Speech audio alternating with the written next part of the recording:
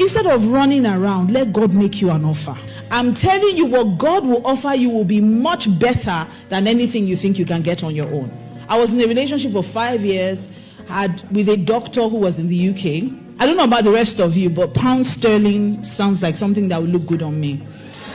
So I had this whole plan of how I was going to go to the UK, get married, and settle down. I had a lovely plan. And I had a medical condition. Doctors had told me I would not have children. And so getting married to a doctor was a beautiful plan.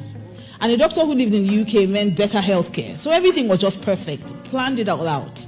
And then one morning, God said to me, the man that you're with is not your husband. After 5 years. By this time, we had done introduction. For those of you who are Nigerian, you know what that means. So families were involved.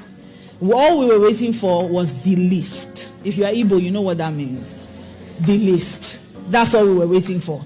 And so the plan was he would go, finish his master's, come back, collect the list, we'll get married and we'll go back together. We had a perfect plan. And God says, the man you're with is not your husband. Did I cry? Yes. I cried a lot.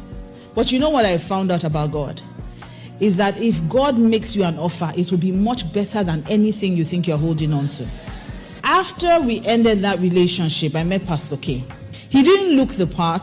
In fact, I was guilty of friend zoning him because there were certain things I told God I would not do. So I don't know if there's some single ladies in the room tonight. I want to help you. I don't know if you have that list that you have made. It's not necessarily a list about what you want. It's a list about what you don't want. Like, God, I can do anything, but I won't marry a pastor. God, give me anything but a man that is short. I want a man that at least when he puts his hand on my shoulder, he should be comfortable. He shouldn't be standing on his toes. I don't know what Pastor K is talking about, but everybody wants that guy that you can look up to, both physically and, pun intended.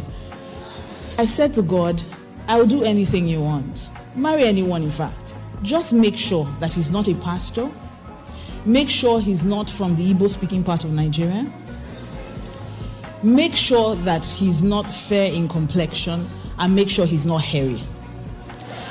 And God said, you know what, I got you. Turned around and gave me this man.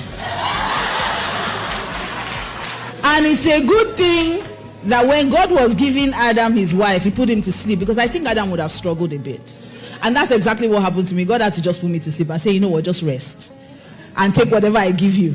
And I thank God, because I believe that if I had married anyone else, I probably wouldn't be standing here today. So God had a plan all along.